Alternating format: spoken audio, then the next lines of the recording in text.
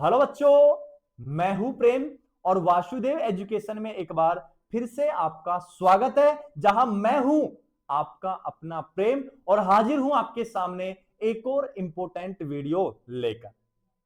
Video को start करने से पहले अगर आप चैनल पर नए हैं तो पहले चैनल को सब्सक्राइब कर दीजिए, बेल आइकन को हिट कर दीजिए ताकि आने वाले इंपॉर्टेंट वीडियो के नोटिफिकेशन आपसे मिस ना हो। क्योंकि आप आते हो, वीडियो देखते हो और चले जाते हो, चैनल को सब्सक्राइब नहीं करते। पता नहीं आपकी इस अंगुली के क्या हो रखा है कि आपसे सब्सक्राइब बटन दबाया नहीं जा रहा है।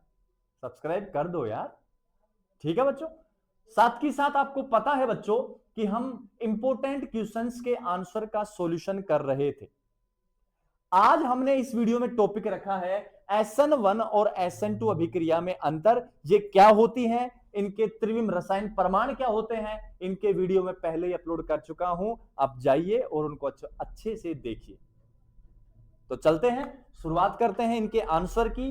तो जुड़ जाओ बच्चों चैनल के साथ। तो ये लीजिए, इधर लिखूंगा बच्चों SN1 अभिक्रिया, SN1 अभिक्रिया, ठीक है। इधर लिखूंगा SN2 अभिक्रिया। इन दोनों में आपको अंतर स्पष्ट करना है। अब वो अंतर क्या होंगे उनको हम लिखते हैं एक एक करके। सबसे पहली बात, जब SN1 रिएक्शन की ना मैकेनिज्म देखी गई तो ये स्पष्ट हुआ कि ये कितने स्टेप में होती है, 2 स्टेप में कंप्लीट होती है। जबकि फिर बात की गई SN2 रिएक्शन की तो ये 1 स्टेप में कंप्लीट होती है। ये पहला अंतर हो गया। सर इसकी लैंग्वेज कैसे लिखेंगे?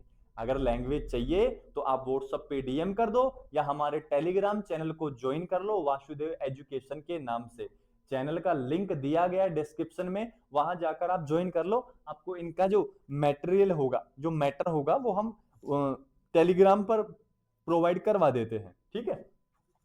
इधर देखिए, यहां अगर मैं दूसरे पॉइंट की बात करूं तो यहां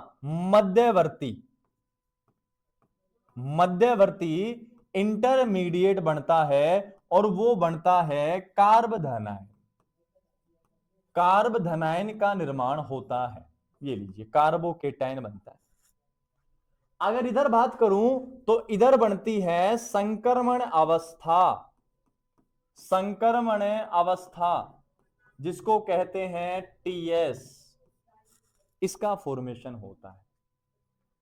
नेक्स्ट अगर बात करूं तो इधर जब देखा गया तो स्लो RDS पद में एक अणु भाग लेता है, तो इस कारण इसकी क्या देखी गई, अणु संख्यता देखी गई, मोलिकुलरिटी देखी गई तो 1 मिली।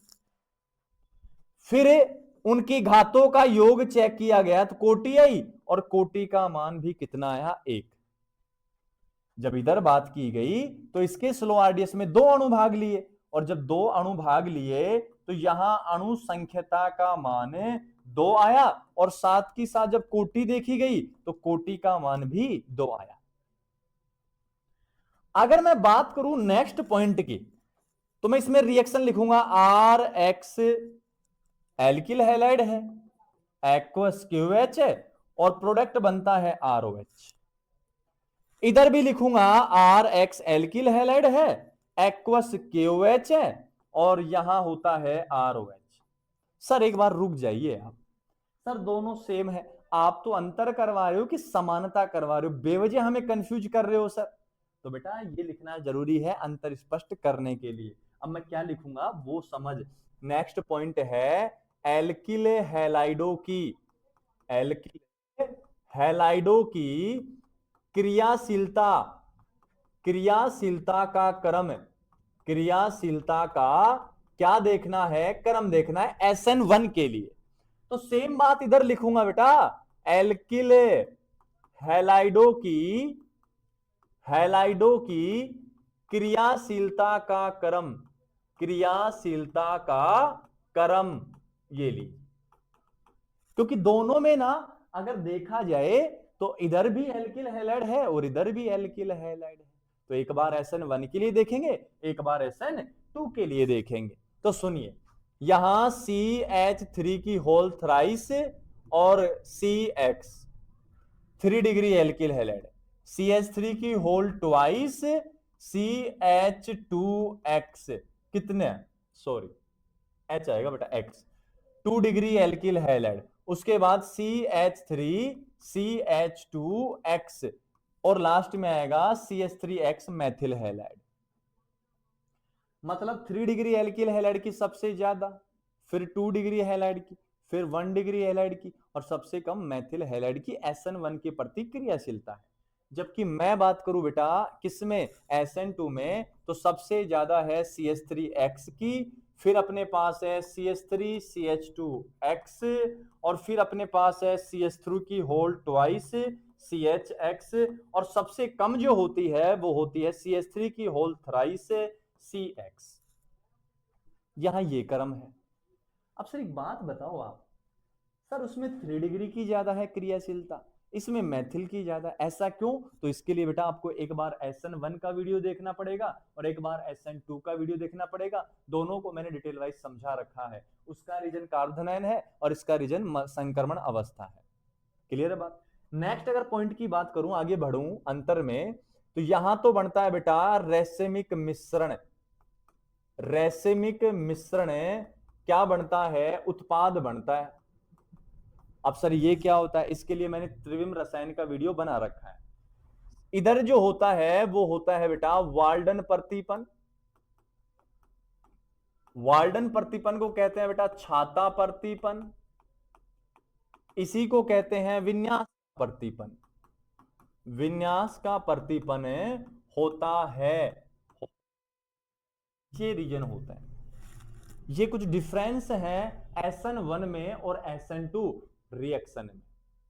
क्लियर है बच्चों? उम्मीद है ये आपको अच्छे समझ आए होंगे। और समझना है तो पहले आपको पुराने 4 वीडियो देखने पड़ेंगे, SN1 का, SN2 का, त्रिविम रसायन प्रमाण का, SN1 और SN2 दोनों का 4 वीडियो देख लोगे ना तो इन अंतर को आप खुद भी कर पाओगे, ऐसा मैं दावा करता हूं।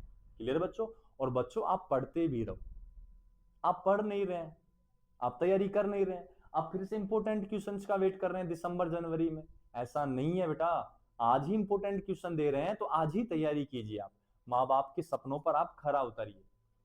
और एक बहुत बड़े कवि है ना केदारनाथ अग्रवाल, और उन्होंने कहा भी है पिता के लिए, क्या कहा है मैं जरा कह देता हूं, मैंने उसको जब जब देखा लोहा देखा। क्योंकि पिता जो होता है बेटा वो लोहे के समान होता है, वो सब परिस्थितियों में एक समान या एक ही भांति व्यवहार करता है, कैसी परिस्थिति आ जाए।